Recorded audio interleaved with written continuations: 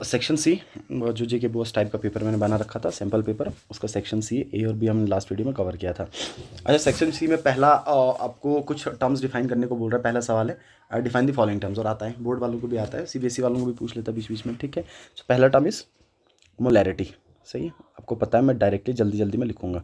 So molarity is nothing but number of moles of solute per unit solution के volume में, ठीक है। So molarity को हम कैसे लिखेंगे, number of moles of solutes में एन बी लिख लूँ upon volume of solution litres, ठीक है, इस तरीके से।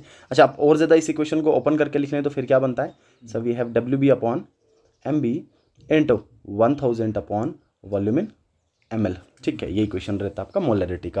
अच्छा बताइए, साथ साथ में मोलैरिटी की और भी बातें मैं पूछूंगा, साथ साथ में बताना what are the units of molarity.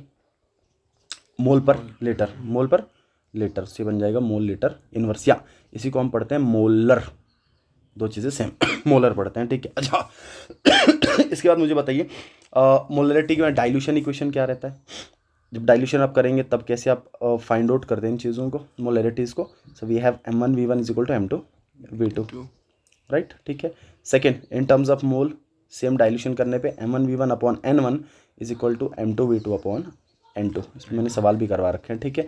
और तीसरा, जब किन्हीं भी सोल्यूशंस को मिक्स किया जाए तो रिजल्टेंट सोल्यूशन का मोलरिटी कैसे निकलेगा, we have m1v1 plus m2v2 is equal to m3v3, ठीक है ना। तीन इंपॉर्टेंट मोलरिटी के इक्वेशंस आपको देखने को मिलते हैं। अच्छा, इसके बारे में खास बात आपको ये पता है कि मोलरिटी टेम्परेचर के साथ वैरी करता है, तो उतना ज़्यादा प्रेफर्ड नहीं होता कि सोल्यूशंस को काफ़ी टाइम के लिए बनाया जाए, तुरंत यूज़ करने पड़ते हैं, ठीक है। तो आपको मोलरिटी को डिफाइन करना होता है, बोर्ड में जब आता है मोलरिटी डिफाइन कर ली, उसके बाद यही लिख दिया और नीचे यूनिट्स लिख दिया, उसी इतना से होता है, क्योंकि 4-5 टर्म्स एक साथ पूछ लेता है फिर। The next one is molality, ठीक है। सेकेंड टर्म आ गया अपने पास मोलैलिटी, स्मॉल एम। सब molality same, molality is nothing but moles of solute, but किस में, पर केजी सॉल्वेंट में, पर केजी सॉल्वेंट में। So again N B upon W A, this is in KG. So W B upon M B multiply by 1000 upon W A, जो कि इसमें आ जाएगा ग्राम्स में, ठीक है ना, सिंपल है, इसमें कोई दिक्कत नहीं है। सो ये बन जाएगा आपका मोलैलिटी का इक्वेशन। इसके यूनिट्स क्या बनेंगे, इसके यूनिट्स हो जाएंगे मोल पर केजी। सो यूनिट्स क्या आ जाएंगे, यूनिट्स इज इक्वल टू मोल पर केजी, या इसी को हम पढ़ते हैं मोलल, सही, इसी को हम मोलल पढ़ लेंगे। अच्छा, इन दोनों के बीच में एक रिलेशन भी होता है, आपको ये पता है, तो मैं ये भी लिख लेता हूँ, M versus M, molality versus molarity, ठीक है। पता ही क्या लग रहा है, मोलैलिटी वर्सेस मोलैरिटी कैसा रिलेशन होता है sir, M is equal to 1000 into molarity upon 1000 into density minus M into M B, M into M B, ठीक है ना। This is also important equation, density दे रखा है, मोलैरिटी दे रखा है, और मोलैलिटी पूछ ले तो डायरेक्टली ये फॉर्मूला हम पुट कर सकते हैं, okay. Third one is mole fraction, तो सबसे इजी है, ठीक है ना। सो मोल फ्रैक्शन किसके बराबर, so we have mole fraction moles of component upon total moles of solution, ठीक है। So that is equal to moles of component, let's say moles of B upon total moles of solution, that is N A plus N B. बहुत simple सा, इसमें कोई दिक्कत नहीं, mole fraction तो आप इजीली कर सकते हैं, आपको पता भी है। अच्छा, नेक्स्ट लिख लेता हूँ मैं, ये मैं डिफाइन भी साथ में कर लेता हूँ। Next is state Henry's law and mention 2 applications of it, ठीक है, इंपॉर्टेंट आता है। और कभी कभार इससे ये भी पूछता है कि बताइए हेनरी और रोल्स में क्या सिमिलरिटीज थे और क्या डिफरेंसेस आपको देखने को लग रहे हैं, ठीक है। सो मैं लिख लेता हूँ, ऊपर से हेडिंग डाल देता हूँ मैं, कंप्लीटली टॉपिक भी और सवाल में भी आ जाएगा, that is solubility of gas in liquid, solubility of gas in liquid, ठीक है जी, गैस का सॉल्युबिलिटी लिक्विड में, ओके। अच्छा, गैस का सॉल्युबिलिटी लिक्विड में, सबसे पहले सॉल्युबिलिटी डिफाइन करेंगे। सॉल्युबिलिटी आपको पता होना चाहिए, सॉल्युबिलिटी का मतलब कितना मैक्सिमम अमाउंट ऑफ सॉल्यूट किसी भी गिवन वॉल्यूम ऑफ सॉल्वेंट में डिसॉल्व हो सकता है किसी एक पर्टिकुलर टेम्परेचर प्रेशर पे, किसी एक पर्टिकुलर टेम्परेचर प्रेशर पे, उसको हम सॉल्युबिलिटी पढ़ते हैं। या सॉल्युबिलिटी का मतलब जब आपने एक सैचुरेटेड सोल्यूशन बनाया हो, क्योंकि सैचुरेटेड सोल्यूशन में ही मैक्सिमम अमाउंट डिसॉल्व हो सकता है एक पर्टिकुलर टेम्परेचर पे, तो उसको हम सॉल्युबिलिटी कहेंगे। Solubility is the maximum amount of solute. अच्छा, अगर आप गैशियस में इसको पर्टिकुलरली डिफाइन करना चाहें तो फिर मैं लिख सकता हूं the maximum volume of gas in CC, क्योंकि गैस है तो आप वॉल्यूम ही कंसिडर करके चलते हैं, ठीक है। सो फिर मैं ऐसा भी लिख सकता हूं कि गैसेस के टर्म में the maximum volume of gas in centimetre cube that can be dissolved, in given volume of solvent, in given volume of solvent at constant T and P at constant temperature and pressure. ठीक है, क्योंकि sir gases का solubility temperature से भी affected होता है, pressure से भी इफेक्टेड होता है, इसलिए कांस्टेंट रखने पड़ते हैं आपको। ठीक है, अच्छा ऐसे कौन कौन से फैक्टर्स हैं जो इसको इफेक्ट कर सकते हैं, इसकी सॉल्युबिलिटी में फैक्टर्स लिख लेता हूँ मैं। पहला खुद में फैक्टर कि गैस का टाइप कैसा है, तो पहला फैक्टर मैं लिख लेता हूँ type of gas, type of gas, और इसी में टाइप ऑफ सॉल्वेंट भी है, like type of solute and type of solvent. ठीक है जी। अच्छा गैसेस दो तरह के होते हैं सर जनरली, एक तो होते हैं पोलर गैसेस, दूसरे नॉन पोलर गैसेस। ठीक है, मान लीजिए आपने क्या कर रखा है, आपने एक सॉल्वेंट ले लिया, let's say water, let's say आपने H2O ले रखा है सॉल्वेंट, ये आ गया आपका सॉल्वेंट H2O। अच्छा सॉल्वेंट पे भी डिपेंड करेगा, लेकिन फिलहाल के लिए मैंने सॉल्वेंट को फिक्स रखा हुआ है। सो मान लीजिए सॉल्वेंट मैंने H2O रख लिया, और ये जो सॉल्वेंट है ये पोलर है। ओके अच्छा गैसेस कितनी तरह के, दो तरह के सॉल्यूट, या तो पोलर गैस या तो नॉन पोलर गैस, या तो गैसेस में पोलैरिटी है या तो गैसेस में पोलैरिटी नहीं होगा। ठीक है, से मान लीजिए मैंने पोलर गैसेस लिख लिए, let's say we have CO, we have SO2, let's say we have HCl, let's say we have NH3। ये कुछ ऐसे गैसेस हैं जो पोलर हैं। ठीक है, इनमें डायपोल मोमेंट आपको देखने को मिलेगा। अच्छा ऑन दी अदर हैंड आपको कुछ ऐसे होमोडायटोमिक गैसेस भी मिलेंगे, N2, लेट्स से Cl2, ये कैसे होंगे आपके पास, या लेट्स से H2, ये नॉन पोलर गैसेस होंगे। ठीक है, अच्छा गैस किस टाइप का है उस पर भी सॉल्युबिलिटी डिपेंड करता है सर। अगर तो सॉल्वेंट पोलर है और गैस भी पोलर है, then they tend to be more soluble in polar solvent, which follows the general principle of like dissolve और लाइक। सॉल्युबल पोलर वाले पोलर में सॉल्युबल होना चाहेंगे, नॉन पोलर वाले नॉन पोलर में। ठीक है, सो ये जो आपके हैं नॉन पोलर वाले, इनकी सॉल्युबिलिटी पानी में बहुत कम होगी, नॉट के होंगे नहीं, van der Waals interactions are there, इनकी सॉल्युबिलिटी होगी। अगर ऐसा ना होता तो ऑक्सीजन पानी में होता ही ना, और एक्वेटिक लाइफ पॉसिबल ना होती। ये सॉल्युबल होते हैं पानी में लेकिन कम सॉल्युबल होते हैं। ठीक है, so these are less soluble, these are less soluble. लेकिन ये जो पोलर वाले आपके हैं ये क्या होंगे, these are more soluble, these are more soluble. ठीक है, इसमें दो पॉइंट्स मैं और बता रहा हूँ, ध्यान से सुनना। पहला पॉइंट कि सर अगर सबके सब नॉन पोलर हैं तो क्या सबके सब नॉन पोलर का सॉल्युबिलिटी एक जैसा होता है, नहीं, एक जैसा नहीं होता। ये डिपेंड करता है इनके वेंडर वॉल इंटरेक्शंस के मैग्नीट्यूड पे, और वेंडर वॉल इंटरेक्शंस का मैग्नीट्यूड भारी मात्रा में इफेक्टेड होता है मॉलिक्यूलर मास से। जैसे जैसे मॉलिक्यूलर मास बढ़ा वैसे वैसे वेंडर वॉल इंटरेक्शंस का मैग्नीट्यूड बढ़ा, जैसे जैसे वेंडर वॉल इंटरेक्शन का मैग्नीट्यूड बढ़ा वैसे वैसे सॉल्युबिलिटी पे इफेक्ट पड़ता है। ठीक है, तो मैं यहाँ पे लिख लेता हूँ कि नॉन पोलर में इनका सॉल्युबिलिटी किसके डायरेक्टली प्रोपोर्शनल होगा, directly proportional to van der Waals interaction, and that is directly proportional to molar mass. से ध्यान में रख लेना, मोलर मास। अगर मान लीजिए यही चार गैसेस में ऊपर लिख दूं, ये जो मैंने लिख रखे हैं, अब मैं इनमें पूछ लूँ कि सबसे ज़्यादा सॉल्युबिलिटी किसका, तो Cl2 का, क्योंकि इसका वेंडर वॉल इंटरेक्शन ज़्यादा होगा, मोलर मास ज़्यादा है। ठीक है, उसके बाद O2 का, उसके बाद N2 और उसके बाद H2 हो जाएगा। ठीक है, इनके मोलर मासेस पे डिपेंड करता है। This is very important point. अच्छा ये जो आपके पोलर वाले हैं, पोलर वालों में जनरली जो सबसे ज़्यादा पोलर होगा या जो हाइड्रोजन बॉन्ड बनाने की क्षमता रख सकता है उसका सॉल्युबिलिटी बहुत बढ़िया होगा। ऑन दी अदर हैंड इनमें ऐसा भी देखने को मिलता है कि सर बहुत सारे गैसेस ऐसे होते हैं जो आयोनिक फॉर्म में कन्वर्ट होना चाहते हैं।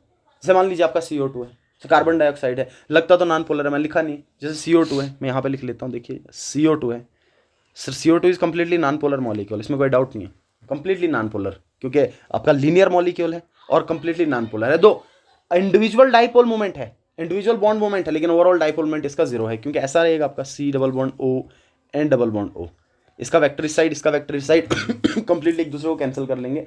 लेकिन जब इसको पानी में डाला जाए तो पानी में डालने के बाद ये क्या कर लेता है सर, पानी में डालने के बाद ये आयनिक फॉर्म में कन्वर्ट हो जाता है, ये बहुत इंपॉर्टेंट बात।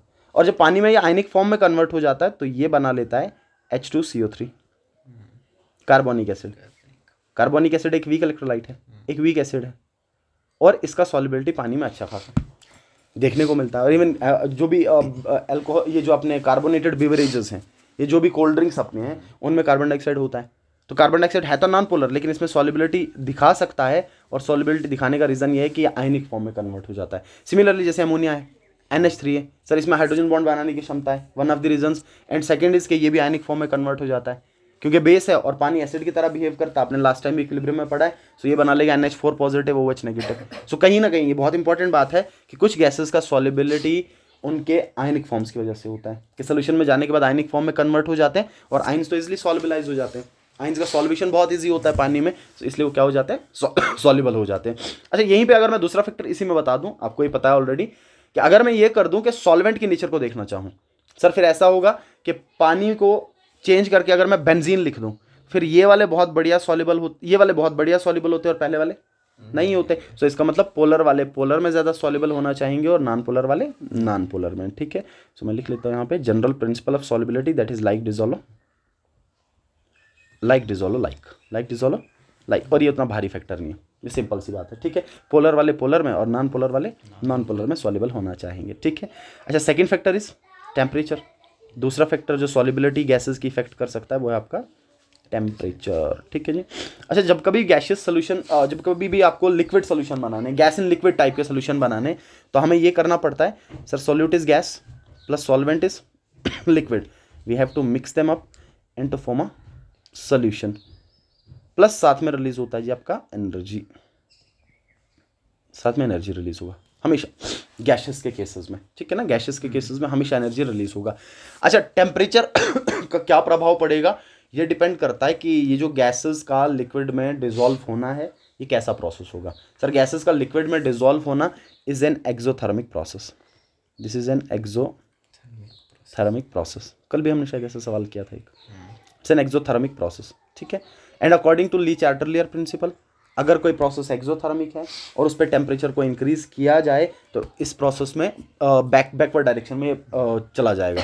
और बैकवर्ड डायरेक्शन में जाने का मतलब है कि जो भी गैस पानी में सॉल्युबल था वो गैस पानी को छोड़ के ऊपर आ जाएगा, उसका सॉल्युबिलिटी घट जाएगा। ठीक है, सो एक्सोथर्मिक है, so किसके according, according to Le Chatelier's principal.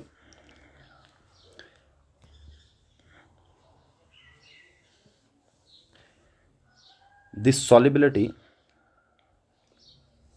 decreases with increase in temperature, with increase in temperature. Why? Because the process is exothermic. इसको हीट चाहिए ही नहीं, आप और हीट दे रहे हैं, हीट देंगे तो गैस छोड़ देगा लिक्विड को। ठीक है ना, और प्रोसेस कहाँ पे आ जाएगा, बैकवर्ड में आ जाएगा। तो ध्यान रखिएगा, यहाँ से यहाँ वापस आएंगे, this is endothermic in nature, और जब यहाँ से यहाँ जाएंगे that is exothermic in nature. ठीक है, तो अगर एक्सो चाहिए तो टेम्परेचर कम रखना है अपने को, और एंडो चाहिए तो ज़्यादा करना है। जैसे ही आपने टेम्परेचर बढ़ा दिया, ये एंडो की तरफ जाना चाहेगा, हीट मांगेगा, एंडो की तरफ जाएगा, गैस छोड़ देगा सोल्यूशन को। ठीक है, सॉल्युबिलिटी घट जाएगा, इसी वजह से सॉल्युबिलिटी घटेगा। और इसी पॉइंट को ध्यान में रखते हुए आपको ये पता होना चाहिए that aquatic species are more comfortable in cold water, are more comfortable in cold water. ऐसा इसलिए क्योंकि पानी ठंडा है, टेम्परेचर कम है। सो टेम्परेचर कम है तो ऑक्सीजन का सॉल्युबिलिटी ज़्यादा होगा। ठीक है ना, contain more soluble oxygen, more soluble O2, that is why. ठीक है, अच्छा उसके बाद तीसरा फैक्टर और बहुत इंपॉर्टेंट फैक्टर ये है कि प्रेशर क्या प्रभाव डालेगा सॉल्युबिलिटी पे, ये बहुत इंपॉर्टेंट फैक्टर। और इसको स्टडी किया हेनरी ने, दैट इज वाई इसको हेनरी लॉ भी पढ़ते हैं। सो हेनरी लॉ का जो बेसिक मतलब है वो है कि प्रेशर्स का क्या इफेक्ट पड़ेगा गैसेस की सॉल्युबिलिटी पे। ठीक है, सो नंबर 3 में लिख लेता हूँ, effect of pressure, effect of pressure. Okay, अच्छा प्रेशर सिर्फ इफेक्ट डालता है सॉल्युबिलिटी ऑफ गैसेस पे, लिक्विड्स पे या सॉलिड्स पे इसका कोई प्रभाव नहीं पड़ता क्योंकि वो इनकम्प्रेसिबल होते हैं। तो पानी अगर आपके पास 5 लीटर का कैन है, उसको और प्रेशर लगा के कोई ऐसा बोलना चाहे कि मैं 6 लीटर लगा दूं, ऐसा नहीं हो पाएगा। हाँ, लेकिन गैसेस को कंप्रेस किया जा सकता है। ठीक है, सो प्रेशर का क्या प्रभाव पड़ेगा, इसको किसने स्टडी किया, हेनरी ने। सो इसको हम पढ़ते हैं हेनरीज लॉ। ठीक है, हेनरीज लॉ पढ़ते हैं जी। अच्छा, हेनरी के अकॉर्डिंग जितना ज़्यादा प्रेशर एक्सर्ट किया जाए लिक्विड के सरफेस पे, उतना ज़्यादा गैस का सॉल्युबिलिटी बढ़ेगा, उतना ज़्यादा गैस का सॉल्युबिलिटी बढ़ेगा। तो मैं लिख लेता हूँ, M is directly proportional to P, the maximum amount of soluble या the amount of gas soluble in liquid will be directly proportional to the pressure, will be directly proportional to the pressure. ठीक है, pressure के directly proportional. और अब simply इसको इस तरीके से रिप्रेजेंट कर दें, we have mass versus pressure. तो आपको क्या देखने को मिलेगा, सर जैसे जैसे प्रेशर बढ़ाया जाएगा वैसे वैसे मास बढ़ेगा। मास का मतलब कि वो जो सॉल्युबल होगा, वो जो सॉल्युबल होगा, अमाउंट ऑफ सॉल्युबिलिटी, ठीक है ना, कि कितना सॉल्युबल हो सकता है, या वॉल्यूम, वॉल्यूम क्योंकि गैस है तो आप सॉल्युबिलिटी की फॉर्म में भी ले सकते हैं। So M is the solubility of gas या the amount of solubility and P is the pressure, ठीक है। जितना ज़्यादा प्रेशर बढ़ाया जाए उतना ज़्यादा सॉल्युबिलिटी होगा, उतना ज़्यादा सॉल्युबिलिटी देखने को मिल सकता है। अच्छा, अब हेनरी ने दूसरी दूसरी स्टेटमेंट ये दी कि मान लीजिए आप एक ऐसा काम कर लें, आपने ये कहा कि जितना ज़्यादा प्रेशर अप्लाई किया जाए लिक्विड के सरफेस पे उतना ज़्यादा गैस का सॉल्युबिलिटी होगा। जब सपोज कर लीजिए आपने एक सॉल्वेंट ले रखा है, ठीक है, ये आ गया सॉल्वेंट, लेट्स H2O, ये आ गया सॉल्वेंट। अच्छा, मान लीजिए इसमें एक तरह का गैस ना हो के 2, 3, 4 तरह के गैसेस हैं, एक से ज़्यादा टाइप के गैसेस हैं, ठीक है। सो मान लीजिए पहले टाइप का गैस मैंने कुछ इस तरीके से कंसिडर कर लिया और ये आ गया आपका दूसरे टाइप का गैस कुछ इस तरीके से, ठीक है।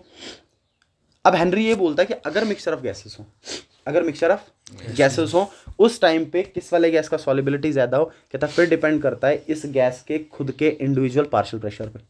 कहता है खुद गैस कितना प्रेशर एक्सर्ट कर सकता है, और हमेशा ऐसा होता है कि अगर आप मिक्सचर ऑफ गैसेस रख रहे हैं तो गैस भी खुद प्रेशर एक्सर्ट करना चाहता है। सो ये जो गैस का खुद का प्रेशर होगा, let's say this is A gas and this is B gas, ठीक है। और ए गैस का जो खुद का प्रेशर होगा उसको पढ़ते हैं पार्शियल प्रेशर, उसको क्या पढ़ लेंगे हम, पार्शियल प्रेशर, पार्शियल प्रेशर, ठीक है। अच्छा, रोल्स में हमने जब पढ़ा तो रोल्स में हमने क्या पढ़ा था, वेपर प्रेशर या पार्शियल वेपर प्रेशर, और यहाँ पे क्या है, पार्शियल प्रेशर, ठीक है। वो लिक्विड लिक्विड सॉल्यूशंस के लिए था और ये गैस लिक्विड सॉल्यूशंस के लिए। कहीं ना कहीं आप अंतर और इनमें सिमिलरिटीज खुद ब खुद भी देख सकते हैं, ठीक है। फिर हेनरी ये बोलता है, कहता है उस वाले गैस का सॉल्युबिलिटी ज़्यादा होगा जिसका पार्शियल प्रेशर ज़्यादा है, जो गैस खुद ज़्यादा प्रेशर एक्सर्ट कर सकता है, जिसका पार्शियल प्रेशर ज़्यादा होगा। और इस सॉल्युबिलिटी को इसने लिखा मोल फ्रैक्शन की टर्म्स में, किसकी टर्म्स में, मोल फ्रैक्शन की टर्म्स में। Then according to Raoult's, Raoult's बता रहा हूँ, हेनरी, अकॉर्डिंग टू हेनरी, ठीक है ना, हेनरी लॉ के अकॉर्डिंग ये जो आपका मोल फ्रैक्शन होगा किसी भी गैस का, सो let's say chi A, that is directly proportional to partial pressure of A, so chi A is directly proportional to P A. Sir इसका मतलब जितना ज़्यादा पार्शियल प्रेशर ए गैस का उतना ज़्यादा मोल फ्रैक्शन लिक्विड में उसका, और मोल फ्रैक्शन लिक्विड में उसका मतलब सॉल्युबिलिटी, जितना लिक्विड में होगा उतना solubility. So chi A is mole fraction या solubility of A gas. Similarly जरा काई बी बताइए किसके डायरेक्टली प्रोपोर्शनल होगा, P B K, where chi B is the mole fraction of B gas soluble in liquid is directly proportional to the partial pressure of B gas, is directly proportional to the partial pressure of B। अच्छा मुझे बताइए in general अगर मैं लिखूं, in general A B C D gas ना पकड़ूं और general लिख लूं तो मैं लिखूंगा chi is directly proportional to P, chi is directly proportional to P, ठीक है, इस तरीके से मैं लिख लेता हूं। अच्छा, अब डायरेक्टली प्रोपोर्शनल हटाएंगे, कांस्टेंट लगेगा, so chi is directly proportional is equal to K dash into P, chi is directly proportional to K dash into, where k dash is simply constant of proportionality and this k dash will be equal to 1 upon kh, k dash will be equal to 1 upon kh, ठीक है। k dash किसके बराबर, 1 upon kh के, put कर दीजिए यहाँ पे कितना आ जाएगा, so this is chi is equal to 1 upon kh into p, यही आएगा। अच्छा बताइए यहाँ से p कितना आएगा, p is equal to kh into chi, multiply कर दूंगा ना मैं, p is equal to kh into chi, this is the final equation, this is very very important equation, very very important equation, ठीक है। ये आ जाएगा आपका हेनरी इक्वेशन, इसको क्या पढ़ते हैं, हेनरी इक्वेशन, हेनरी इक्वेशन याद रखिएगा इसको, हेनरी इक्वेशंस को p is equal to kh into chi, p is equal to kh into where p is partial pressure, ठीक है। This kh is the constant of proportionality known as Henry's constant, this is Henry's constant, ठीक है। And chi is the mole fraction और the solubility of that particular gas in liquid, जो भी particular gas की आप बात कर रहे हैं, ठीक है ना, जिसका पार्शियल प्रेशर आपने कंसिडर किया होगा। This K H is very important, this is known as Henry's constant, ठीक है। फाइनल इक्वेशन यही है, ये मेजर इक्वेशन है इसका, ठीक है। लेकिन निकल के कैसे आता है, कैच यूज हो जाता है सॉल्युबिलिटी देखने के लिए, गैसेस की सॉल्युबिलिटी देखने के लिए कैच का भारी मात्रा में यूज होता है, ठीक है। देखिए मैं लिख लेता हूँ इसके सिग्निफिकेंस क्या होंगे, सिग्निफिकेंस ऑफ के एच, सिग्निफिकेंस ऑफ के एच, ठीक है। अच्छा के एच में दो चीज़ें आपको ध्यान में रखनी है, सिर्फ दो चीज़ें, मोटी मोटी दो चीज़ें याद रखनी है, ठीक है ना। एक चीज़, this K H is directly proportional to temperature, इससे भी सवाल बनता है, ये बहुत इंपॉर्टेंट एनसीईआरटी पे डेटा भी दे रखा है इसका। मान लीजिए एक पर्टिकुलर गैस पकड़ा हुआ है और एक पर्टिकुलर गैस में आपको लेट्स से N2 गैस ले रखा है, लेट्स से N2 गैस ले रखा है, एक ले लिया आपने 300 केल्विन पे, एक ले लिया 350 केल्विन पे, सेम N2 गैस। फिर बोलेगा बताइए KH का वैल्यू किस पे ज़्यादा? जैसे जैसे टेम्परेचर बढ़ेगा KH का वैल्यू बढ़ेगा, जैसे जैसे टेम्परेचर बढ़ेगा KH का। अब मुझे ये बताइए, ये जो KH है और ये जो मोल फ्रैक्शन है ये एक दूसरे के क्या है? इनवर्स। और ये मोल फ्रैक्शन क्या बता रहा है? सॉल्युबिलिटी। सर इसका मतलब ये होगा कि KH का वैल्यू जितना ज़्यादा सॉल्युबिलिटी उतना कम। So KH is inversely proportional to solubility. NEET 2024 में भी इस पे सवाल था।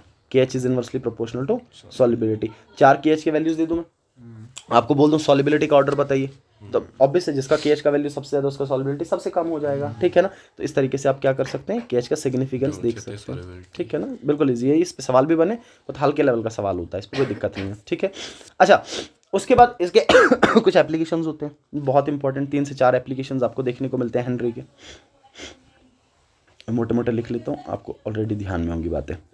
पहला आ जाता है carbonated beverages, carbonated beverages cold drinks आ गए अपने। अब आपको पता है जो कार्बोनेटेड बेवरेजेस आपके होंगे, सर इन कार्बोनेटेड बेवरेजेस में अपना फोकस मेन इसी पे होना चाहिए कि इसमें गैस यूज़ हुआ है, बाकी कलरिंग एजेंट यूज़ हुआ है नहीं हुआ है, फ्लेवरिंग यूज़ हुआ है नहीं हुआ है, उससे कोई फ़र्क नहीं पड़ रहा अपने को। ठीक है, हम सिर्फ हेनरी को देख रहे हैं। ठीक है, मान लीजिए कुछ इस तरीके से इसमें कोल्ड ड्रिंक डाल रखा हमने, या गया इसमें सॉल्वेंट, और इस सॉल्वेंट के साथ साथ में इसमें क्या देखने को मिलेगा आपको? Carbon dioxide. ठीक है, इसमें आपका गैस भी होगा, और ये गैस कौन सा है? CO2 gas. ठीक है, अच्छा अब हेनरी कैसे अप्लाई होता है इस पर ध्यान सुनना। हेनरी की 2 मोटी बातें हैं सिर्फ। एक मोटी बात ये solubility is inversely proportional to temperature, and दूसरी ये कि solubility is directly proportional to pressure. सिर्फ 2 मोटी बातें हैं इसकी। ठीक है, अब हेनरी को अप्लाई करके इसमें एप्लीकेशन लगता है।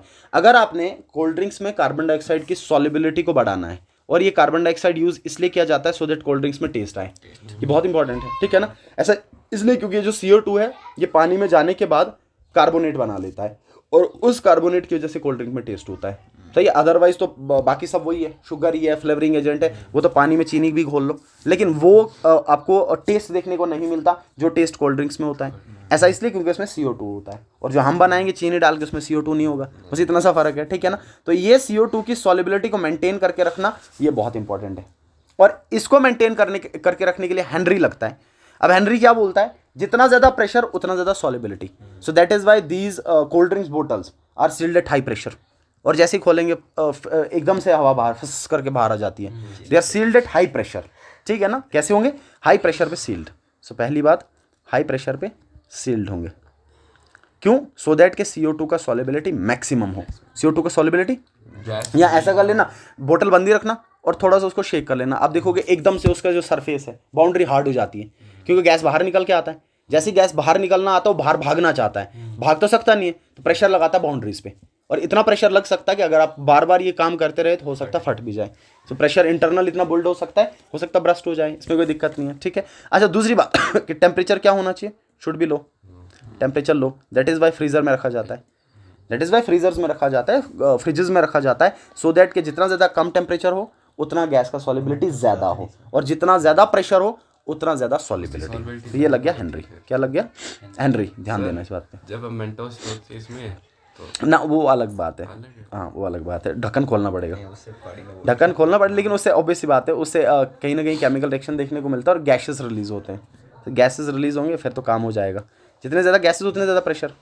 ठीक है, अच्छा सेकेंड स्कूबा डाइवर्स, गोताखोर है ना, स्कूबा डाइवर, और पीछे जो पाँव में जो मछलियों की तरह वो लगा के होता है ना, स्कूबा डाइवर। अच्छा स्कूबा डाइवर स्कूबा डाइवर्स में क्या खास बात होती है? सर एक खास बात ये कि इनके ऑक्सीजन सिलेंडर साथ होते हैं, इसके बगैर तो करेंगे क्या ये समंदर में। ठीक है ना? ऑक्सीजन सिलेंडर साथ होंगे, गिल्स तो है नहीं कि काम कर सके। मान लीजिए आ गया आपका ऑक्सीजन सिलेंडर। ओके, अच्छा इनिशियली ये होता था कि इन ऑक्सीजन सिलेंडर्स में यूज़ किया जाता था N2 और O2, और ये बहुत खर्चे का काम है कि अगर आपको प्योर ऑक्सीजन निकालना है। This is very very important. एक और बात मैं बता दूं आपको, जो हम इनहेल करते हैं गैसेस, जैसे हम अभी गैस इनहेल कर रहे हैं, अब बच्चे को ऐसा लगता है कि हम सिर्फ ऑक्सीजन इनहेल कर रहे हैं, ऐसा नहीं होता। हमारा हीमोग्लोबिन सिर्फ ऑक्सीजन पकड़ रहा है, वरना लंग्स तक सब जा रहे हैं, जो मिल रहा है वो सब जा रहे हैं। अगर ऐसा ना होता तो बुखारी के पास बैठने में नींद नहीं आती, क्योंकि बुखारी में CO रिलीज होता है, और जैसे कार्बन मोनोऑक्साइड रिलीज होता है उसकी क्षमता हीमोग्लोबिन के लिए 2000 गुना ज़्यादा होती है एज़ कम्पेयर टू ऑक्सीजन।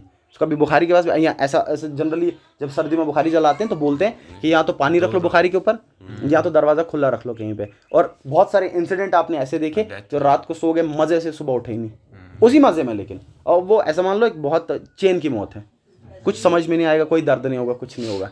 ऐसा इसलिए क्योंकि ऑक्सीजन स्कैर्सिटी हो जाएगी, ब्रेन तक ऑक्सीजन पहुंच नहीं पाएगा, ब्रेन काम करना बंद कर देगा, दर्द वाले फैक्टर खत्म हो जाएंगे, चेन की मौत मरेगा। सब मान लीजिए, तो ये सबसे मरने का सुख वाला तरीका है, बगैर दर्द के बगैर दर्द के मरने वाला तरीका। अच्छा, इस ऑक्सीजन को एयर से अलग करना ये बहुत खर्चे का काम है। मान लीजिए करोड़ों का खर्चा इसमें हो सकता है, अरबों खरबों का खर्चा होता है, क्योंकि ये यहाँ पे जो गैसेस हैं इसमें से ऑक्सीजन को अलग करना, नाइट्रोजन को अलग करना, ये बहुत डिफिकल्ट काम है, बहुत खर्चे का काम है। और पता चल गया जो गोताखोर नीचे जा रहा था उधर से लेके भी कुछ नहीं आया, करोड़ों का खर्चा हो गया सिलेंडर पे, और उधर से लेके घास लेके आ गया, ठीक है ना। इसलिए क्या किया जाता है, सिर्फ ऑक्सीजन यूज नहीं किया जाता, और ऑक्सीजन होता भी जहरीला है। ध्यान देना, जो यहाँ पे हमारे लिए फायदे वाला है वो हाई एल्टीट्यूड पे या लो एल्टीट्यूड पे जहर का काम करता है, अकेला अगर हो तो जहरीला काम करता है, ठीक है ना। तो क्या किया जाता है, नाइट्रोजन और ऑक्सीजन को मिक्स किया जाता है। इनिशियली स्टार्टिंग में ऐसा होता था, जब तक हेनरी नहीं आया, ठीक है ना। फिर हेनरी ने कुछ चीज़ों को ओवरकम कर दिया, इसका एप्लीकेशन है ये, ठीक है। ऐसा जरूरी नहीं है हेनरी ने किया, लेकिन इसका एप्लीकेशन है, नाम इसका है, हेनरी नहीं किया ये, लेकिन नाम इसका है। अच्छा होता ये था कि जो स्कूबा डाइवर है, स्कूबा डाइवर कहाँ चला गया, मान लीजिए ये आ गया आपका समंदर, सी सरफेस, ठीक है। स्कूबा डाइवर आ गया यहाँ पे, स्कूबा डाइवर, ठीक है जी, नीचे आ गया, समंदर के नीचे आ गया। अच्छा, जैसे ही समंदर के नीचे आ गया, जितनी ज़्यादा डेप्थ में आया सर, जितना ज़्यादा डेप्थ में उतना ज़्यादा प्रेशर बढ़ता गया, हमेशा ऐसा होगा, प्रेशर बढ़ता जाएगा। और इवन समंदर की अभी तक जो निचला सतह है उसको देखना नामुमकिन है, क्योंकि वहाँ तक लाइट भी नहीं जाती है, और प्रेशर इतना ज़्यादा, लेयर्स का प्रेशर इतना ज़्यादा है कि मान लीजिए जो आप जिस भी आप इसमें जाएंगे, जिस भी सबमरीन में या जिस भी इंस्ट्रूमेंट में आप जाएंगे वो फट जाएगा, या प्रेशर इतना ज़्यादा है कि उधर ही ख़त्म हो जाएगा, तब पिस जाएगा ना, इम्प्लोड हो जाएगा। अच्छा, स्कूबा डाइवर जब नीचे गया तो यहाँ पे क्या है, प्रेशर ज़्यादा है, और हेनरी के अकॉर्डिंग अगर प्रेशर ज़्यादा है तो गैस का सॉलिबिलिटी ज़्यादा, ठीक है। अगर प्रेशर ज़्यादा है तो गैस का सॉलिबिलिटी ज़्यादा, सो गैस सॉलिबिलिटी हाई होगा, ओके। अच्छा, जैसे स्कूबा डाइवर नीचे गया और इनहेल करना स्टार्ट किया, तो ये जो ऑक्सीजन सिलेंडर में नाइट्रोजन और ऑक्सीजन का मिश्रण था, एकदम से दाड़ो दाड़ उसके लंग्स में चलता गया, और यहाँ से हीमोग्लोबिन के थ्रू ब्लड में चलता गया, ठीक है, और बहुत जल्दी, सॉलिबिलिटी बहुत ज़्यादा। अब इसके बाद ये क्या किया, स्कूबा डाइवर थोड़ी देर के बाद ऊपर आ गया, ठीक है ना। अब ये ऊपर आ गया और ऊपर आ गया सरफेस पे। अच्छा, जैसे ही ये सरफेस पे आया सर, सरफेस पे आने पे एकदम से प्रेशर गिरा सर, और वो गैस कहाँ था, उसके ब्लड में। अच्छा, जैसे ही ये सरफेस पे आया, सरफेस पे आने पे क्या हुआ, प्रेशर गिर गया, प्रेशर गिर गया सर। जैसे ही प्रेशर गिरा, अब हेनरी ने तो अपना काम करना है, लाइक जो प्रिंसिपल है वो तो है, तो क्या करेगा, गैस बाहर आना चाहेगा, और जो गैस बाहर आना चाहेगा वो ब्लड से आना चाहेगा। जैसे मान लीजिए ये दरवाज़ा है, ये कैपिलरीज है, ये ब्लड वेसल्स है, यहाँ से बाहर आना चाह रहे हो, ठीक है। अब यहाँ पे 15 लोग हैं, अब हर एक रश मारना चाहे बाहर, तो कहीं ना कहीं आपस में लड़ाई होगी। सिमिलरली जब गैस बाहर आना चाहता है, जैसे कुएं में पानी भरने जाओ, जो गैस कैन से बाहर आएगा वो बबल बनाएगा।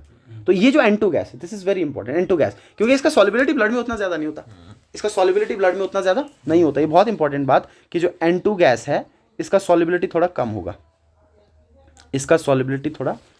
होगा, तो ये क्या करेगा, सरफेस पे आने पे इसका सॉलिबिलिटी क्योंकि कम है, ये ब्लड से बाहर आना चाहेगा, और जैसे ये ब्लड से बाहर आना चाहेगा सर, भारी मात्रा में बाहर आना चाहेगा, इसकी वजह से बबल बनेंगे। इसकी वजह से क्या बनेंगे, बबल। इसका सॉलिबिलिटी कम है, सरफेस पे आने पे प्रेशर गिरेगा, सॉलिबिलिटी कम हो गया, ये बाहर आना चाहेगा, जब ये ब्लड से बाहर आना चाहेगा बबल फॉर्मेशन करेगा, बबल फॉर्मेशन क्या कर देगा। अब आप सोचिए, ब्लड में बबल बनना, ये तो बहुत खतरनाक बात है, ठीक है ना। ब्लड में दो चीज़ें खतरनाक, एक तो ये बबल बनना जिसको बेंड्स बोलते हैं, इस बबल बनने को बेंड्स बोलते हैं, या डीकम्प्रेशन सिकनेस भी पढ़ते हैं इसको, डीकम्प्रेशन सिकनेस एक तरह का मेडिकल सिकनेस है, ठीक है। और दूसरी तरह का ब्लड में एक खतरनाक काम ये होता है, क्लॉटिंग बन जाए, इसके थ्रू नहीं बनती है, लेकिन एक काम बता रहा हूँ मैं कि क्लॉट भी बनते हैं ब्लड में, ठीक है ना। और वो सबसे खतरनाक चीज़ है, दो हिपैरिन कहीं ना कहीं काम करता है एंटी क्लॉटिंग की तरह ब्लड में, लेकिन जब बन जाए तो फिर जब वो काम करना बंद कर दे फिर दिक्कत पड़ जाती है, ठीक है ना। फिर कहीं ना कहीं हेमोरेज हो जाती है, जिसको आप हेमोरेज बोलते हैं, जैसे सुना होगा आपने, किसी को ब्रेन हेमोरेज हो गया, ठीक है।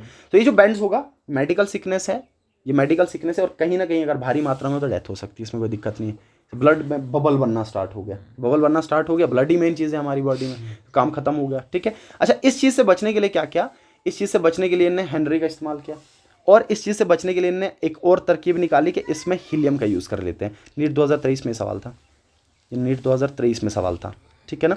AO2 वैसे ही था, N2 भी वैसे ही है, इसको कर ही नहीं सकते हम चेंज, ठीक है ना। प्लस हीलियम यूज़ कर लिया, करीब करीब 11 से 12% या 11 पॉइंट समथिंग, 11% लिख लेता हूँ मैं, ठीक है ना, करीब करीब 11%। नाइट्रोजन की मात्रा तो वैसे ही ज़्यादा है, ये वैसे ही ज़्यादा हम सेपरेट कर नहीं सकते हैं, ठीक है ना। तो 32% के करीब ये रहता है, बाकी जो बचा वो नाइट्रोजन रहता है। अच्छा, ये हीलियम क्या करेगा सर, ये जो N2 आपने लिया, अब देखना मजे वाली बात, ये जो N2 लिया, इस N2 की सॉल्युबिलिटी, ये समझ में नहीं आता बच्चे को, सिर्फ याद रखता है ये जो मैं बताने वाला हूँ, ये बहुत इंपॉर्टेंट बात। ये जो आपने N2 लिया था, अब आप ये करना चाह रहे हैं कि इस N2 का ब्लड में सॉल्युबिलिटी थोड़ा कम हो। अब मुझे बताइए हमने क्यों ऐसा नहीं किया कि N2 को हटा के सिर्फ O2 लिया, क्योंकि सर O2 खाली एक तो ये बहुत खर्चे का काम है, इतना खर्चे का काम है कि मैं फिर बता रहा हूँ, नीचे से घास लेके आएगा और ऊपर खर्चा करोड़ों का हो जाएगा, तो ये कर नहीं सकते हैं, इसको स्प्रेड कर नहीं सकते, करना भी नहीं चाहिए, ठीक है। तो अब इस N2 की सॉल्युबिलिटी को कम करना चाह रहे हैं ब्लड में, इतना करना चाह रहे हैं जब इनहेल करे तो ब्लड में इसका सॉल्युबिलिटी घटे। उस चीज़ के लिए किसका यूज़ किया गया, हीलियम का। सर हीलियम कैसा, नॉन पोलर, देख लेना, ये आ गया हीलियम, ये हीलियम, ये हीलियम, ये हीलियम, ये कैसा है, नॉन पोलर, सही है। और इस हीलियम में N2 का सॉल्युबिलिटी ज़्यादा होता है, तो ये क्या करेगा, ये हीलियम में N2 हीलियम में सॉल्युबल हो जाएगा, N2 हीलियम में सॉल्युबल हो जाएगा, N2 N2 N2। और जब आप इनहेल करोगे आपके ब्लड में सॉल्युबिलिटी नहीं बढ़ेगा, क्योंकि जो हीलियम है ना, हीलियम का ब्लड में सॉल्युबिलिटी होता ही नहीं, हीलियम का बहुत लीस्ट सॉल्युबिलिटी, हीलियम का बहुत लीस्ट सॉल्युबिलिटी, इस नोबल गैस का ब्लड में बहुत लीस्ट सॉल्युबिलिटी, ये ब्लड में जाना ही नहीं चाहेगा। और इसमें कौन सॉल्युबल है, N2, लाइक N2 इसके साथ ऑलरेडी मिक्स है, तो N2 को भी जाने नहीं देगा, खुद भी नहीं जाएगा और N2 को भी, जो कहीं ना कहीं फ्रैक्शंस में चला जाता है, उसमें कोई दिक्कत नहीं है, क्योंकि माइक्रोस्कोपिक लेवल पे स्प्रेड करना भी मुश्किल है, लेकिन फिर भी जितनी भारी मात्रा में पहले जा रहा था उस मात्रा में अभी नहीं जाएगा, क्योंकि इसका सॉल्युबिलिटी अब ज़्यादा किस में, हीलियम में है, और हीलियम ब्लड में सॉल्युबल होता नहीं है। तो जब आप इनहेल करोगे तो कहीं ना कहीं लंग्स तक जाएगा, लेकिन लंग्स से वापस आ जाएगा और वहाँ से सिर्फ ऑक्सीजन ही जाएगा। सो इसकी वजह से ये होगा कि जब आप ऊपर आओगे, ऊपर सतह पे आओगे, सरफेस पे आओगे, जैसे ही प्रेशर गिरेगा तो ऑक्सीजन से कोई नुकसान नहीं है, अभी तक ऑक्सीजन से कोई नुकसान नहीं, वो अपना काम कर चुका होगा, वो लगना है ब्लड में आपके वैसे भी, ठीक है ना, लेकिन N2 लगना नहीं है, तो वो इसलिए बाहर आ रहा था। तो अब क्योंकि उसका सॉल्युबिलिटी वैसे ही कम हो गया, वो वैसे ही अंदर नहीं जा रहा है, हीलियम में डिसॉल्व हो गया, हीलियम में सॉल्युबल हो गया, तो इसकी वजह से बैंड्स खत्म हो गए, इसकी वजह से बैंड्स खत्म हो गए, ठीक है। ये आ गया दूसरा एप्लीकेशन हेनरी का, इसको सिर्फ समझना और बाकी अपनी लैंग्वेज में लिखना, इसमें कोई दिक्कत नहीं है, ठीक है। अच्छा, तीसरा एप्लीकेशन, सो आपने क्वेश्चन दिया था स्टेट, हेनरी लॉ एंड दो सवाल वही था, बट लिख ही लेता हूँ मैं, माउंटेन क्लाइंबर्स, एक और बोल देता हूँ बस, माउंटेन क्लाइंब। अच्छा, एक इसका एप्लीकेशन एक और ये भी आता है, जब आप इनहेल और एक्सहेल करते हैं, आपने गैस को इनहेल किया, अब मुझे बताइए गैसेस को आपने इनहेल किया, इसका मतलब जो आपका ऑक्सीजन है वो लंग्स से कहाँ तक जाएगा, ब्लड तक जाएगा, ठीक है ना, कैपिलरीज तक, ब्लड तक चला जाता है। ऐसा इसलिए क्योंकि लंग्स में ऑक्सीजन का पार्शियल प्रेशर ज़्यादा होता है as compared to the partial pressure of carbon dioxide, और जिसका पार्शियल प्रेशर जितना ज़्यादा उसका सॉल्युबिलिटी उतना ज़्यादा, सो दैट इज़ वाई आपके लंग से सिर्फ ऑक्सीजन ही सॉल्युबल हो जाता है ब्लड में। अच्छा, जैसे टिश्यूज़ में चले जाते हैं, टिश्यूज़ में पार्शियल प्रेशर ऑक्सीजन का गिर जाता है, तो वो जो आपकी कैपिलरीज ऑक्सीजन, ये हीमोग्लोबिन जो ऑक्सीजन लेके गया होगा टेट्रामेरिक फॉर्म में जाता है, HbO2 की फॉर्म में छोड़ देगा, टिश्यू में ऑक्सीजन को छोड़ देगा, क्योंकि पार्शियल प्रेशर कम है, और वहाँ पे पार्शियल प्रेशर कार्बन डाइऑक्साइड का ज़्यादा, तुरंत कार्बन डाइऑक्साइड को पकड़ लेगा, और पकड़ने के बाद फिर ब्लड फ्लो कहाँ तक, लंग्स तक, और लंग्स में जैसे ही आएगा पार्शियल प्रेशर कार्बन डाइऑक्साइड का गिर गया, छोड़ देगा कार्बन डाइऑक्साइड को, वहाँ पे एक्सहेल कर देंगे हम, ठीक है ना। वो भी एक एप्लीकेशन आता है इनहेल और एक्सहेल ऑफ गैसेस में, ठीक है। अच्छा, माउंटेन क्लाइंबर्स, अब आपने क्या किया, मान लीजिए पहाड़ चढ़ना चाह रहे हैं जी आप, ठीक है, ऐसे मान लीजिए पहाड़ चढ़ रहे हैं, ट्रैकिंग पे चले गए, हाँ, अब जैसे जैसे ऊपर चले गए, अब आपको ये पता है कि ऊपर जाने पे एटमॉस्फेरिक प्रेशर क्या करेगा, गिरेगा, एटमॉस्फेरिक प्रेशर घटेगा, नीचे जितना नीचे जाओगे उतना बढ़ेगा, जितना ऊपर जाओगे उतना घटेगा, ठीक है ना, एटमॉस्फेरिक प्रेशर घटा, सही है, एटमॉस्फेरिक प्रेशर क्या करेगा, घटेगा, दैट इज ऊपर आग जलाने में भी टाइम लगता है, खाना बनने में भी टाइम लगता है, तो बॉइलिंग पॉइंट घटता है, उसमें कोई दिक्कत नहीं है, लेकिन आग नहीं जलती है, सही है। अच्छा, एटमॉस्फेरिक प्रेशर घटा, अब जो ऊपर गया था माउंटेन क्लाइंब करने, जो पहाड़ चढ़ने गया था, कहीं यात्रा वात्रा पे गया था, अब उसको ऐसा लगता है कि मेरे को कोई जड़ी बूटी लग गई, मेरे को चक्कर आना स्टार्ट हो गए, कभी कोई जनरली जाता है ना, तो उसको ऐसा लगता है कि मुझे जड़ी बूटी लग गई है, मेरे को चक्कर आना स्टार्ट हो गए, कोई तावीज़ शावीज़ लगा लेता हूँ, ऐसा कुछ नहीं होता, ऑक्सीजन की स्कार्सिटी होती है। अच्छा, जैसे ही एटमॉस्फेरिक प्रेशर गिरा तो प्रेशर गिरने की वजह से O2 का सॉल्युबिलिटी घटा, O2 सॉल्युबिलिटी घटा। अच्छा, अगर O2 का सॉल्युबिलिटी घटा सर एक तो वो उसी रेट से ब्रीथ कर रहा था, या अगर अपना रेट ऑफ ब्रीदिंग भी बढ़ा है वो बढ़ाएगा ऑब्वियसली, वो तो बढ़ना पड़ेगा, ठीक है ना। लेकिन आरबीसीज फिलहाल के लिए उतना ही थे, तो होगा क्या, मोटी मोटी बात ये है कि ऑक्सीजन का सॉल्युबिलिटी घटेगा। अगर ऑक्सीजन का सॉल्युबिलिटी घटेगा तो BBB ब्लड ब्रेन बैरियर जो होते हैं वो ऑक्सीजन ब्रेन तक ले नहीं पाएंगे उतने, ऑक्सीजन पहले ही कम है। अब जब ब्रेन तक ऑक्सीजन नहीं जाएगा उसका दिमाग काम करना बंद कर देगा, दिमाग जब काम करना बंद कर देता है वही बुखारी वाला हिसाब हो जाता है, डिजीनेस, नींद आना स्टार्ट हो जाती है, उसको लगता है मेरे को चक्कर आ रहे हैं, मुझे कोई जड़ी बूटी लग गई, ठीक है ना, वो इसकी वजह से हो जाता है, जिसको एनॉक्सिया पढ़ते हैं, एनॉक्सिया पढ़ते हैं, ठीक है ना। ये जब जब अंदर घटे, जब ऑक्सीजन बाहर घटे उसको हाइपोक्सिया पढ़ते हैं, ये जब टिश्यूज में घटे, अच्छा जब टिश्यूज में ना घटे बाहर घटे उसको हाइपोक्सिया पढ़ते हैं। हाँ इसके लिए क्योंकि हमारे बॉडी में, हमारा बॉडी ऐसा बनाया गया है, ऐसा फ्रेम किया गया है, बेहतरीन बहुत ज़बरदस्त फैशन में बनाया गया है कि हमारा बॉडी अगर मेडिसिन लो तब भी हील कर लेता है खुद को, ये बहुत इंपॉर्टेंट है। हाँ लेकिन इस चीज़ में टाइम लगता है, जो इम्यूनिटी है, जो खुद का हमारा इम्यूनिटी है उसमें टाइम लगता है, इसलिए हम चाहते हैं कि रेडीमेड इम्यूनिटी लेना चाहते हैं, लेकिन हमारा बॉडी ये कर सकता है। अच्छा इसके बाद होता क्या है कि इस चीज़ को ओवरकम करने के लिए सर एक चीज़ तो ये कि रेट ऑफ ब्रीदिंग बढ़ा लेते हैं हम स्पॉन्टेनियस से, पता चल जाएगा ज़्यादा ज़्यादा सांस लेंगे।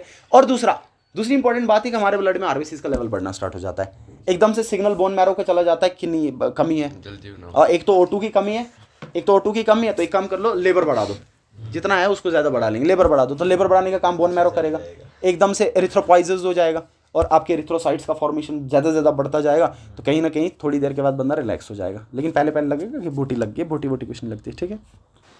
और तीसरा कौन सा चौथा कौन सा आएगा, वही इनहेल और एक्सेल वाला, सिंपल है, इसमें कोई दिक्कत नहीं, चलिए ठीक है कर लेंगे आप इसको। बताइए जी, ये बता दीजिए अब next. Non ideal solution exhibit इधर पॉजिटिव और negative deviation from Raoult's law, why they are caused. मैंने कहा था जब भी इस पे सवाल आएगा it is only due to interactions, it is only due to interactions, ठीक है ना। पॉजिटिव इसलिए होगा क्योंकि इंटरेक्शंस बढ़ेंगे, ये घटेंगे, और नेगेटिव इसलिए होगा क्योंकि इंटरेक्शंस बढ़ेंगे। Explain one example in each, बहुत सारे पढ़े आपने, एक एक दे सकते हैं, ठीक है ना, पॉजिटिव और नेगेटिव में, सही है, दे सकते हो ना, कोई दिक्कत नहीं।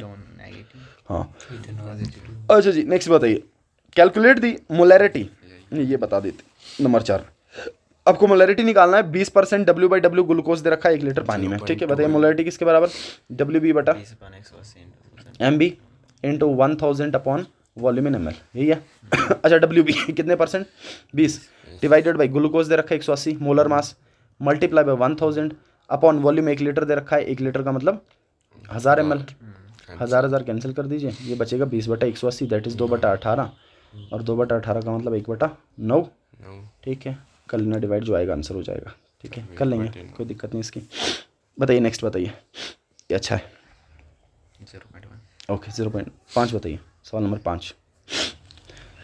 हाँ 1 मोलर एक्वस सोल्यूशन है इलेक्ट्रोलाइट का, कोई A2B3 टाइप का है, 60% आयोनाइज हो रहा है, calculate the boiling point of solution, सही है चलेगा। पहले डेल TB निकाल लेते हैं, काम बन जाएगा, ठीक है। चलिए डेल TB निकाल लेते हैं, डेल TB किसके बराबर, I into KB into M, ठीक है ना, आई नहीं भूलना है, फिर बार है कि आई भूल गया तो काम गया, ठीक है।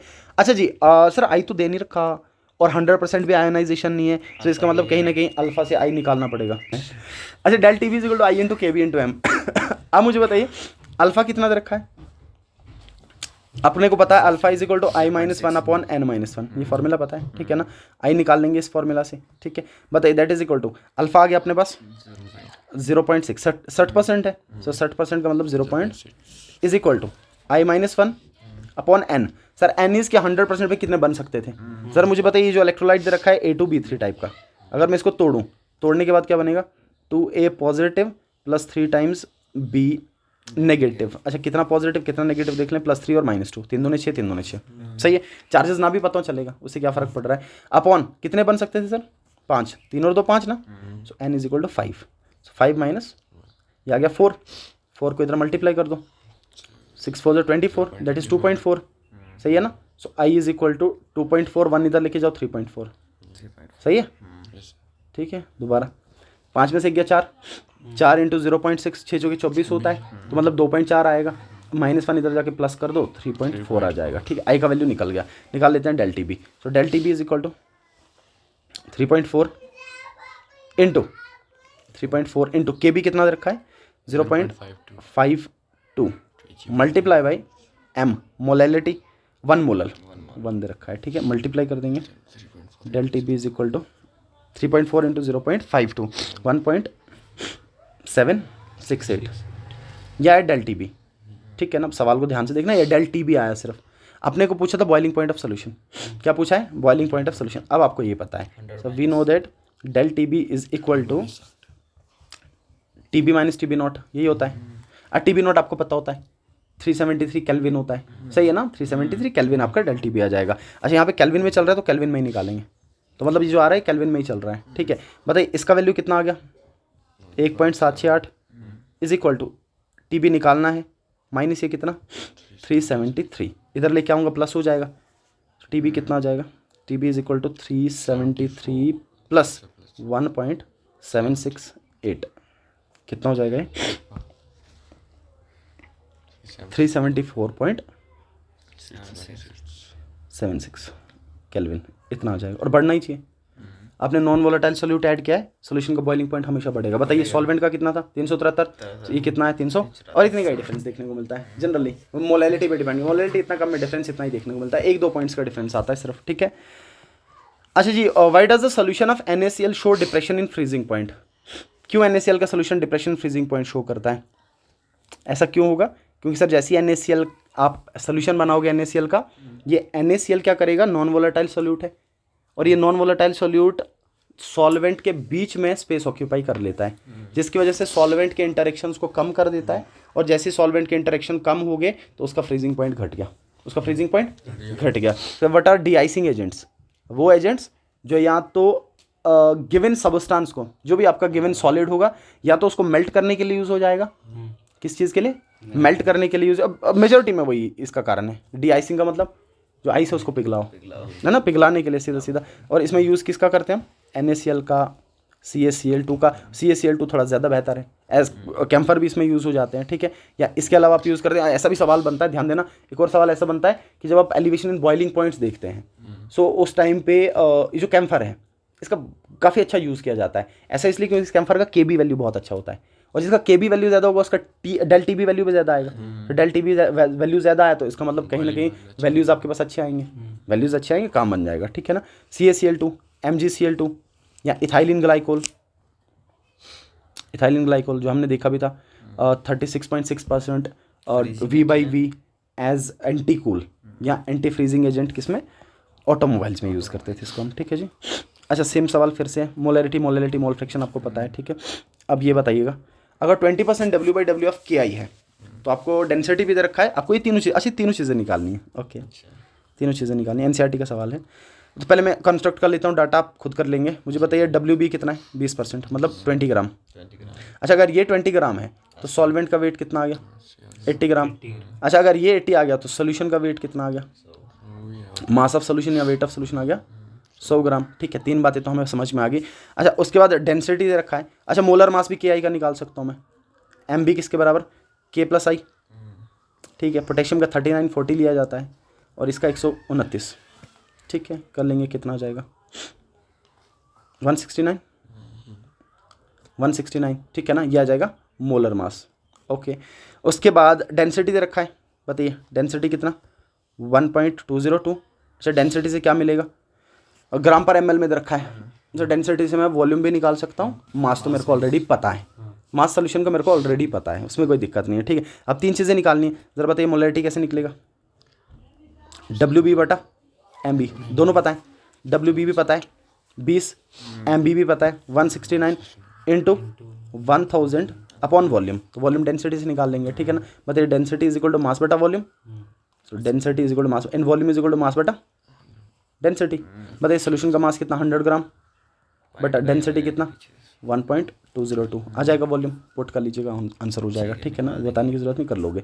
अच्छा नेक्स्ट मोलैलिटी सेम WB/MB, ये पहले से ही अपने पास, into 1000 upon weight of solvent.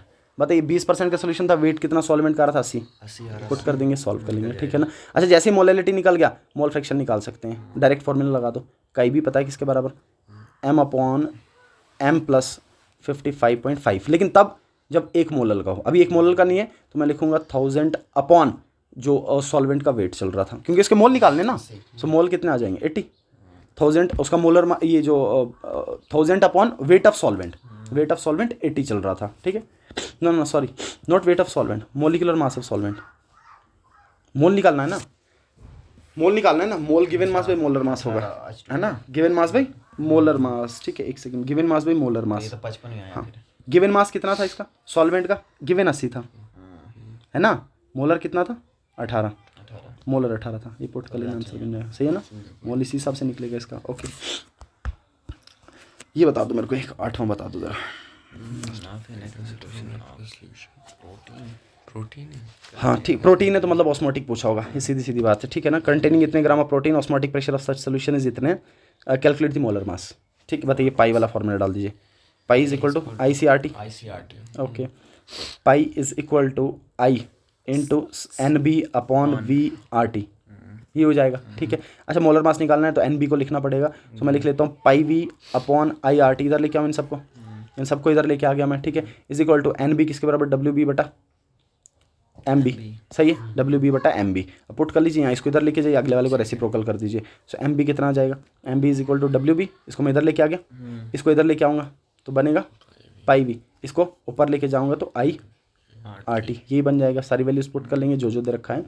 WB given mass है क्या, हाँ 1.26 ग्राम, डिवाइडेड बाई ऑस्मोटिक प्रेशर बिल्कुल है 2.57 इंटू 10 की पावर -3, मल्टीप्लाई बाय वॉल्यूम बिल्कुल 200 सेंटीमीटर में होना चाहिए, ठीक है, मल्टीप्लाई बाय आई का वैल्यू कौन सा, एक्वस सोल्यूशन ऑफ प्रोटीन, नहीं प्रोटीन है तो आई कुछ नहीं 1, मल्टीप्लाई बाय आर कितना ले लेंगे यूनिट को हिसाब से, बार में है ना, बार के लिए कितना लिख लेंगे हम, क्या लग रहा है 0.0821 लीटर ATM केल्विन इनवर्स बार इनवर्स, ठीक है ना, 0.0821 वॉल्यूम्स के साथ डील कर रहे हैं, मल्टीप्लाई बाय टेम्परेचर 300, अब पुट करना है, सॉल्व करना है, इसमें कोई दिक्कत नहीं है, ठीक है, पिछले वाला सेम है, वेंट ऑफ फैक्टर एब नॉर्मल मॉलिक्यूलर मास कोलगेटिव प्रॉपर्टी, ठीक है, इसके अगले वाले देखेंगे।